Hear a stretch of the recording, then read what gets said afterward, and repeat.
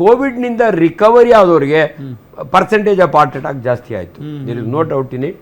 ಯಾಕಂದರೆ ಅದು ultimately blood clot mechanism. ನೋಡಿ, ಹಾರ್ಟ್ ಅಟ್ಯಾಕ್ ಆಗೋದೆಲ್ಲ ಬಿಕಾಸ್ ಆಫ್ ಕ್ಲಾಟ್ ಅಥವಾ ಥ್ರಾಂಬೋಸಿಸ್. ನ್ಯಾರೋ ಆಗಿಬಿಡುತ್ತೆ ಲೂಮೆನ್, ಅದರೊಳಗೆ ಕೊಲೆಸ್ಟ್ರಾಲ್ ಕೂತ್ಕೋತದೆ.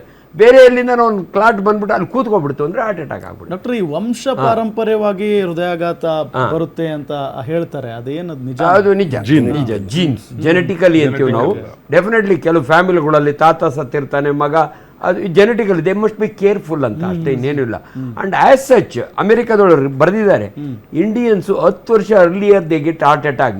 ಅದರೊಳಗಾಗಿ ಬ್ರಾಹ್ಮಿನ್ಸು ಅಂದರೆ ಏನೂ ಹ್ಯಾಬಿಟ್ ಇಲ್ದಿರ ಅಂತ ಇಂಡಿಯನ್ಸ್ NRIಗಳು they die earlier 10 years earlier than us ಅಂತ ಅಲ್ಲಿ ಸ್ಟ್ಯಾಟಿಸ್ಟಿಕ್ಸೇ ಕೊಡ್ತಾರೆ. ಅದಕ್ಕೆ ಕಾರಣ ನಿಮ್ಮ ಏಷ್ಯನ್ ಜೀನ್ಸ್ ಅಂತಾರೆ. ಏಷ್ಯನ್ಸ್ ಅಂದರೆ ಪಾಕಿಸ್ತಾನದವರು, ಶ್ರೀಲಂಕಾದವರು, ಬಾಂಗ್ಲಾದೇಶವರು, ಇಂಡಿಯನ್ಸ್, ನಾವೆಲ್ಲ ಏಷ್ಯನ್ಸು. ನಮ್ಮ ಜೀನೇ we are prone for apple belly. ನೀವು ನೋಡಿ, ಯುರೋಪ್ನೊಳಗೆ ಅಮೆರಿಕ ಒಳಗೆ ಹೊಟ್ಟೆ ಹಿಂಗಿರಲ್ಲ. ನಮ್ಮ ದೇಶ ಪಾಕಿಸ್ತಾನ ಇವು ಬಿಟ್ಟರೆ ಆ್ಯಪಲ್ ಬೆಲ್ಲಿ ಅಂತೀವಿ. ಅಂಡ್ ಎಷ್ಟು ಚೆನ್ನಾಗಿ ಬರೆದವ್ರೆ ಅಂದರೆ ಅಲ್ಲಿ longer the belt shorter the life ಅಂತಾರೆ. ಯಾರು ಹೊಟ್ಟೆ ದೊಡ್ಡದಿರ್ತದಲ್ಲ ಅವ್ರಿಗೆ ಲೈಫ್ ಶಾರ್ಟ್ ಅಂತ. ಇದು ಜೆನೆಟಿಕಲಿ ಪ್ರೂವ್ಡ್. ಸೊ ಅದು ಹಂಗಾಗಿ ನಾವು use must be, but ultimately genes load ಆದ್ರೂ lifestyle pulls the trigger ಅಂತಾರೆ. ಸೊ ನಾವು ಸುಮ್ಮನೆ ನಮ್ಮ ಜೀನ್ಸೇ ಹಂಗೆ ಅನ್ಕೊಂಡು ಇರೋಕೆ ಹೋಗಬೇಡಿ, ಅದ್ರೂ ಚೇಂಜ್ ಮಾಡ್ಬೋದು. ಅದಕ್ಕೆ ಎಕ್ಸಸೈಸ್ ಬೇಕು ಅಂತ. ಅಂಥ ಸಮಯದಲ್ಲಿ ಇಂಥವ್ರದ್ದು ಒಂದು ಎಕ್ಸಾಂಪಲ್. ಬಟ್ ನಿಮ್ಗೆ ಆನೆಸ್ಟಾಗಿ ಹೇಳ್ತೀನಿ, ಇವರು ಸೆಲೆಬ್ರಿಟಿ ಇರೋದ್ರಿಂದ ಡಿಸ್ಕಸ್ ಮಾಡ್ತಿದ್ವಿ, ಬಂದಿದೆ.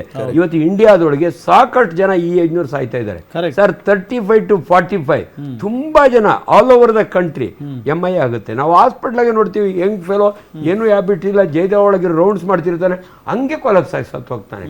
ಸೊ ತುಂಬಾ ಜನ ಡೆತ್ ಆಗ್ತಾ ಇದಾವೆ. ದಯವಿಟ್ಟು ಜನಗಳು ಒಂದು ಅವೇರ್ನೆಸ್, ಹಿಂಗಾಗ್ಬಿಟ್ರೆ ಹೆಂಗಪ್ಪ ಇಷ್ಟು ಬೇಗ ಇದು ಆಗ್ತಾ ಇದೆ. ಡಾಕ್ಟರ್, ನೀವು ಆರಂಭದಿಂದಲೂ ಕೂಡ ಒಂದು ಕಂಟಿನ್ಯೂ ಆಗಿ ಯೂಸ್ ಮಾಡ್ತಾ ಇದ್ರಿ, ಗುಡ್ ಕೊಲೆಸ್ಟ್ರಾಲ್, ಬ್ಯಾಡ್ ಕೊಲೆಸ್ಟ್ರಾಲ್ ಅಂತ ಹೇಳಿ. ಸೊ ಅದು ಹೆಂಗ್ ಗೊತ್ತಾಗುತ್ತೆ? ಅದು ಹೆಂಗೆ? ಅದು ಟೆಸ್ಟ್ ಮಾಡಿದ್ರೆ ಗೊತ್ತಾಗುತ್ತೆ. ಲಿಪಿಡ್ ಪ್ರೊಫೈಲು ಬ್ಲಡ್ ಟೆಸ್ಟ್ ನಲ್ಲೇ. And there are some foods ಅದು LDL ಜಾಸ್ತಿ ಮಾಡ್ತದೆ, ಕೆಲವು ಫುಡ್ಸು HDL ಜಾಸ್ತಿ ಮಾಡಿ. HD ಅಂದರೆ ಹೈ ಡೆನ್ಸಿಟಿ ಕೊಲೆಸ್ಟ್ರಾಲ್. ಇವಾಗ ಒಮೆಗಾ ಫ್ಯಾಟಿ ಆಸಿಡ್ ಫಿಶ್ ತಿನ್ನೋದ್ರಿಂದ ನಿಮ್ HDL ಜಾಸ್ತಿ ಆಗುತ್ತೆ, ಅದರಿಂದ ನಿಮ್ ಜೀವ ಉಳಿಯುತ್ತೆ. LDL red fish is good, omega is ಗೊತ್ತು, ಸೋಯಾಬೀನು ಇವೆಲ್ಲ good, vegetarian food as such is good. But ಎಲ್ಲೋ ರೆಡ್ ಮಟನ್ ಜಾಸ್ತಿ ತಿಂತೀನಿ ನೀನು. ಸೊ ಹಂಗಾಗಿ negative calorie alcohol, it's a negative calorie. But ಆಲ್ಕೋಹಾಲ್ನಾಗಂತೂ ಲಾಟ್ ಆಫ್ ಕನ್ಫ್ಯೂಷನ್ ಕ್ರಿಯೇಟ್ ಮಾಡ್ತಾರೆ. ಹೌದು, ಹಂಗಾಗಿ ಬ್ರಾಂಡಿ ಒಳ್ಳೇದೋ, ಬೀರ್ ಒಳ್ಳೇದೋ, ನಿಜವಾಗ್ಲೂ ಆಲ್ಕೋಹಾಲ್ ಬಗ್ಗೆ ಮಾತ್ರ ಎಷ್ಟೋ ಜನ ಹಂಗೆ ಹೇಳ್ತಾರೆ, ಬಟ್ ಕ್ಲಾರಿಟಿ ಇಲ್ಲ. ಸೊ ಅದಕ್ಕೋಸ್ಕರ ವೈಜ್ಞಾನಿಕವಾಗಿ ಮಾತನಾಡಬೇಕು ಅಂದರೆ. ಅಂಡ್ ಇನ್ನೊಂದು, ಎಕ್ಸಸೈಸ್ ಮಾಡೋದ್ರಿಂದ ನಿಮ್ಮ HDL ಜಾಸ್ತಿ ಆಗುತ್ತೆ ಅಂತಾರೆ. ನಮ್ಮ ದೇಹದಲ್ಲಿ ಇರ್ತಕ್ಕಂಥ ಲಿವರ್ನಿಂದ ಸಿಂಥಸೈಸ್ ಆಗುತ್ತೆ. ಸೊ ಈ ಕೊಲೆಸ್ಟ್ರಾಲ್ ಜಾಸ್ತಿ ಆಗುತ್ತೆ. So there are lot of benefits of doing exercise. Exercise ಮಾಡೋದ್ರಿಂದ ಬ್ಯಾಡ್ ಕೊಲೆಸ್ಟ್ರಾಲ್ ಅಂತೂ ಕರಗುತ್ತೆ, ಗುಡ್ ಕೊಲೆಸ್ಟ್ರಾಲ್ ಜಾಸ್ತಿ ಆಗುತ್ತೆ. ಸೊ ಹಂಗಾಗಿ ಆರ್ಗನ್ ಮೀಟ್ಗಳನ್ನ ಹೆಚ್ಚಿಗೆ ತಿನ್ಬೇಡಿ ಅಂತಾರೆ. ಕೆಲವರು ಮಾತೆತ್ತಿರ ಲಿವರ್ ಮಸಾಲ ತಿಂತೀನಿ, ಬೋಟಿ ತಿಂತೀನಿ ಅಂತಾರಲ್ಲ, ಅವ್ರಿಗೆಲ್ಲ ಹೇಳ್ಬೇಕು. ಸ್ಪೇರ್ ಪಾರ್ಟ್ಸ್ ತಿಂತಾರಲ್ಲ, ಅವ್ರಿಗೆಲ್ಲ ಕಡಿಮೆ ಮಾಡಿ ಅಂತ ಹೇಳ್ಬೇಕು. ಡಾಕ್ಟರ್, ಇನ್ನೊಂದು ಈ ತರ ಆದಾಗ ಆಸ್ಪಿರಿನೋ ಎಕೋಸ್ಪಿರಿನೋ ನಾಲ್ಗೆ ಇದು ಒಳಗಡೆ ಹಾಕೊಂಡ್ರೆ ಒಳ್ಳೇದು ಅಂತಾರೆ. ಅದೊಂದು ಸ್ವಲ್ಪ ದಯವಿಟ್ಟು ಎಕ್ಸ್ಪ್ಲೇನ್ ಮಾಡ್ಬಿಡಿ ಸರ್. ಒಂದು ಮಾತ್ರೆ ಇದೆ ಸರ್, ಸಾರ್ಬಿಟ್ರೇಟ್ ಮೌತ್ ಡಿಸಾಲ್ವಿಂಗ್ ಮಾತ್ರೆ. ಅದು ಸಪೋಸ್ ಚೆಸ್ಟ್ ಬಂತು ಅನ್ಕೊಳ್ಳಿ, ಆ ಮಾತ್ರೆ ನಾಲಿಗೆ ಕೆಳಗಡೆ ಇಟ್ಟರೆ ಅಲ್ಲೇ ಕರ್ಗೋಗುತ್ತೆ. ಇವನ್ ಅಟ್ಲೀಸ್ಟ್ ಜಯದೇವ ಹೋಗೋವರೆಗೂ ಇವನ ರಕ್ತನಾಳಗಳು ಉಬ್ಕೋತವೆ. ಇಟ್ಸ್ ಎ ವ್ಯಾಸೋ ಡೈಲೇಟರ್ ಅಂತೀವಿ ನಾವು. ಸೊ ನೀವು ಕರ್ನರಿ ವೆಸಲು ಚಿಕ್ಕದಾಗ್ಬಿಟ್ಟಿರ್ತದಲ್ಲ, ಅಟ್ಲೀಸ್ಟ್ ಅವ್ನು ಅಲ್ಲಿಗೆ ಹೋಗೋವರೆಗೂ ಇನ್ಕ್ರೀಸ್ ಮಾಡುತ್ತೆ ಅಂತ. ಸೊ ಇವಾಗ ನಾನು ಥ್ರೂಔಟ್ ನಾನು 30 ವರ್ಷದಿಂದ ಎಕೋಸ್ಪ್ರಿನ್ ತಗೊಂತೀನಿ ನಾನು. ಯಾಕಂದ್ರೆ ನನಗೆ ಆಲ್ರೆಡಿ ಒಂದು ಆಗಿರೋದ್ರಿಂದ it's a protective Ecosprin. So it's a good, ರಕ್ತನ ತಿನ್ನಾಗಿಡುತ್ತೆ. ಇಟ್ಸ್ ಎ ಬ್ಲಡ್ ನ ಕ್ಲಾಟ್ ಆಗಕ್ ಬಿಡಲ್ಲ. ಓಕೆ, ನಿಮ್ಗೆ ಈಗ 30 ವರ್ಷದಿಂದ ಅನುಭವ ಆಗಿತ್ತು. ನಿಮ್ಮ ಲೈಫ್ ಸ್ಟೈಲ್ ಹೆಂಗೆ ಅಂದ್ರೆ, ಲೈಕ್ ಹಿಂಗೆ ಇರಬೇಕು, ಇದೇ ತರ ಬದುಕಬೇಕು, ಇದನ್ನೇ ತಿನ್ಬೇಕು, ಇಷ್ಟೇ ಎಕ್ಸಸೈಸ್ ಮಾಡಬೇಕು, ಹಂಗೆಲ್ಲ ಕಾಪಾಡ್ಕೊಂಬಂದ್ರ? Definitely minimum exercise, avoid smoking. ನಾನು ಸ್ಮೋಕರು ಇರಲಿಲ್ಲ. ಎಲ್ಲೋ ಒಂದು ಕಡೆ ಟೊಬ್ಯಾಕೋನ ಅವಾಯ್ಡ್ ಮಾಡಬೇಕು. ತುಂಬ ಜನ ಜರ್ದಾ ತಿಂತಾರೆ, ಪಾನ್ ಪರಾಗ್ ತಿಂತಾರೆ. ಇವನ್ನೆಲ್ಲವನ್ನು ಬಿಡಬೇಕು, ಸ್ಮೋಕಿಂಗ್ ಬಿಡಬೇಕು, ಆಲ್ಕೋಹಾಲ್ ಇನ್ ಲಿಮಿಟ್ಸ್. ಅದನ್ನು ಹೇಳಕ್ಕೆ ಹೋಗಲ್ಲ, ಯಾಕಂದ್ರೆ ಕನ್ಫ್ಯೂಷನ್ ಆಗುತ್ತೆ ಜನಗಳಿಗೆ. ಡಾಕ್ಟ್ರ್ ಹೇಳಿದ್ರು ಆಲ್ಕೋಹಾಲ್ ತಗೊಳ್ಳಿ ಅಂತ, ಹಂಗೇನಿಲ್ಲ.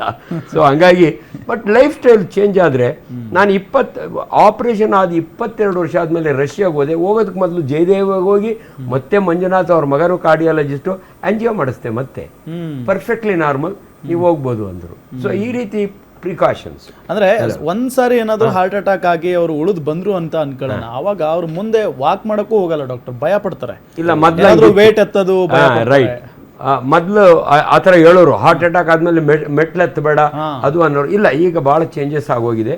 ಡ್ರಗ್ಸ್ ಇರೋದ್ರಿಂದ ಲಿಮಿಟೆಡ್ ಎಕ್ಸರ್ಸೈಸ್, ನೀನೆಲ್ಲೋ ಮ್ಯಾರಥಾನ್ ಓಡಕ್ಕೆ ಹೋಗಬೇಡ, ಬಟ್ ಓಡಾಡ್ಕೊಂಡಿರು ಅಂತ ಹೇಳ್ತಾರೆ. ಇದು ಕೂಡ ಭಾಳ ಇಂಪಾರ್ಟೆಂಟ್ ಮೆಸೇಜ್.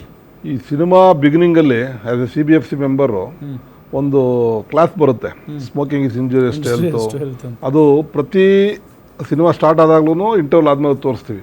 ಅದು ಅಲ್ಲಿ ನೋಡೋಕೆ ನಮಗೆ ಏನಪ್ಪ ಏನೋ ಅನ್ಸುತ್ತೆ, ಬಟ್ ಇವತ್ತು ಯೋಚನೆ ಮಾಡಿದಾಗ ಅದು ನಿಜಕ್ಕೂ ಭಾಳ ಎಫೆಕ್ಟ್ ಇದೆ. ಜನಸಾಮಾನ್ಯರು ಅರ್ಥ ಮಾಡ್ಕೊಂಡ್ರೆ, ನೀವು ಡ್ರಿಂಕ್ಸ್ ಬಿಡಿ ಏನಾಗಬಹುದು, ಸ್ಮೋಕಿಂಗ್ ಇಸ್ ಮೋಸ್ಟ್ ಡೇಂಜರಸ್.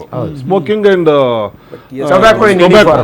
ಎಷ್ಟೇ ಸಿನಿಮಾ ತೋರಿಸಿದ್ರು ಸೇದೋದ್ ಬಿಟ್ಟಿಲ್ಲ, ಅದೇ ಅನುಭವಿಸೋದು ಬಿಟ್ಟಿಲ್ಲ. ಈಗ ಸೆಲೆಬ್ರಿಟೀಸ್ ಏನಿದೆ ಸರ್, ಒಂದು 99% ಹ್ಯಾಬಿಟ್ ಇದೆ ಸರ್ ಸ್ಮೋಕಿಂಗ್ದು. ಈ ಅವ್ರು ಹೇಳಿದಾಗೆ ಸ್ಟ್ರೆಸ್ ಇರ್ಬೋದು, ಆ ಟೆನ್ಷನ್ಗಳಿರ್ಬೋದು, ಅಥವಾ ಏನೋ ಒಂದು ಪ್ರೆಸ್ಟೀಜ್ ಇರ್ಬೋದು. ಈ ಸಿಗರೇಟ್ಗಳಿಂದಾನೇ ಆಲ್ಮೋಸ್ಟ್ ಸೆಲೆಬ್ರಿಟೀಸ್ ಜಾಸ್ತಿ ಹೋಗ್ತಾ ಇರ್ಬೋದು ಅನ್ಸುತ್ತೆ ನಮಗೆ 100% ಇದೆಲ್ಲ ನೋಡ್ತಾ ಇದ್ರೆ.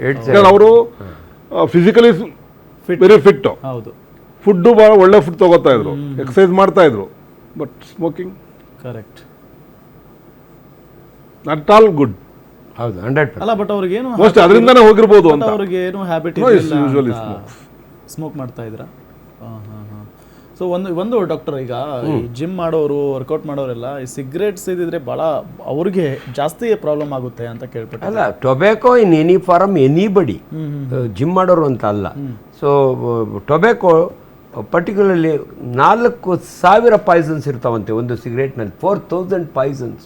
ಅದಕ್ಕೆ May 1 ನಾವು ಯಾವಾಗಲೂ ವರ್ಲ್ಡ್ ನೋ ಟೊಬ್ಯಾಕೋ ಡೇ ಅಂತ ಮಾಡ್ತೀವಿ, ಅವತ್ತು ಸೆಲೆಬ್ರೇಟ್ ಮಾಡ್ತೀವಿ, ಟ್ಯಾಕ್ಸ್ ಎಲ್ಲ ಕೊಡ್ತೀವಿ.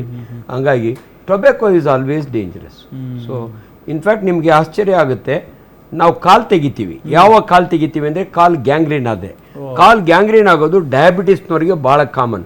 ಅದು ಬಿಟ್ಟರೆ ರಾಮನಗರದ ಕಡೆಯಿಂದ ಒಂದು ಬ್ರ್ಯಾಂಡ್ ಬೀಡಿ ಇದೆ, ಆ ಬೀಡಿ ಸೇದ್ ಬರ್ತಾರೆ.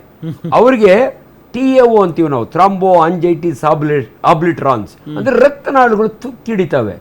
ಯಾವ ಮಟ್ಟಕ್ಕೆ ತುಕ್ಕಿಡಿತವೆ ಅಂದ್ರೆ ಕಾಲು ಸುಟ್ಟು ಮರದಂಗೆ ಆಗುತ್ತೆ. ಅವಾಗ ಕಾಲು ತೆಗೆಯೋ ಒಂದು ಇನ್ಸ್ಟ್ರಕ್ಷನ್ಸ್ ಕೊಡ್ತೀವಿ. ಇವ್ರಿಗೆ ಅಡಿಕ್ಷನ್ ಹೆಂಗಿರುತ್ತೆ ಅಂತ ನಿಮ್ಗೆ ಹೇಳ್ತೀನಿ. ನೋಡಪ್ಪ ಅಣ್ಣ, ಒಂದು ಕಾಲಂತೂ ಹೋಯ್ತು, ನೆಕ್ಸ್ಟ್ ನೀನು ಬೀಡಿ ಬೇಕು ಅಂದರೆ ಕಾಲು ಮರ್ತು ಬಿಡು, ಕಾಲು ಬೇಕು ಅಂದರೆ ಬೀಡಿ ಮರ್ದು. ಸರ್, ಅವ್ನು ಬೀಡಿ ಮರೆಯಲ್ಲ, ಮತ್ತೆ ಮನೆಗೆ ಹೋಯ್ತಾನೆ, ಇನ್ನೊಂದು ಕಾಲು ತೆಗಿತೀವಿ. ನನ್ನ ಹತ್ರ 2 ಕೈ 2 ಕಾಲು ತೆಗೆದಿರೋ ಪರ್ಸನ್ ಇದ್ದಾನೆ, ಫೋಟೋ ಇದೆ ನನ್ನ ಹತ್ರ. ಕೆಂಪೇಗೌಡ, ನಾನು ವರ್ಸ್ಟ್ ಆಪರೇಷನ್ ಅಂದರೆ ಇದೆ, ನಮಗೆ ಭಾಳ ಬೇಜಾರಾಗೋದು.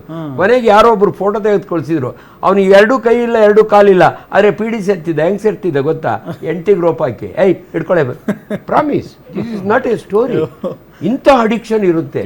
ಅಂಡ್ ಡೆಫಿನೆಟ್ಲಿ ಎಲ್ಲೇ ಆಗಲಿ, ಭಾಳ ಜನ ಅನ್ಕೋತಾರೆ ಸಿಗರೇಟ್ ಈಸ್ ವೆರಿ ಸೇಫ್ ಅಂತ. ಇಲ್ಲ, tobacco in any form is dangerous. ದಯವಿಟ್ಟು ಅದನ್ನು ಅವಾಯ್ಡ್ ಮಾಡಿ.